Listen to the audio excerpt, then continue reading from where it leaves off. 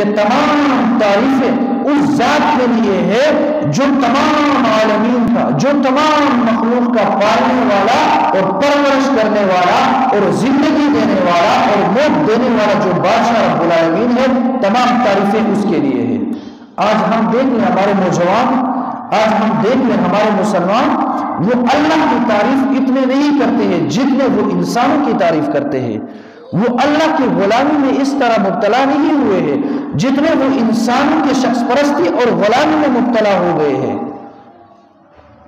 تو ہمیں اور آپ لوگوں کو چاہیے کہ سب سے پہلے ہم اللہ رب العالمین کی تعریف کریں، اللہ رب العالمین کی حمد اور ثنا بیان کریں۔ اور اللہ رب العالمین کی تعریف کرنے کا مطلب صرف یہ نہیں ہوتا کہ بھائی آپ یہ کہ اللہ بہت بڑا ہے، اللہ رازق ہے، اللہ مالک ہے، نہیں، اللہ کی سب سے بہترین تعریف اللہ کا حمد بیان کرنا، وہ سب سے بہترین قرآن مجید کی تلاوت کرنا اور نماز پڑھنا۔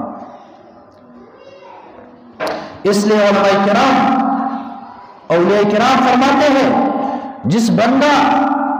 جو بندہ چاہتا ہے کہ میں اللہ تعالیٰ کے ساتھ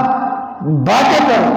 میں اللہ تعالیٰ کے ساتھ گفتگو کروں، اس انسان کو چاہیے کہ وہ نماز پڑھے، کیونکہ انسان جب نماز پڑھتا ہے تو اللہ رب العالمین سے باتیں فرماتا ہے اور گفتگو فرماتا ہے۔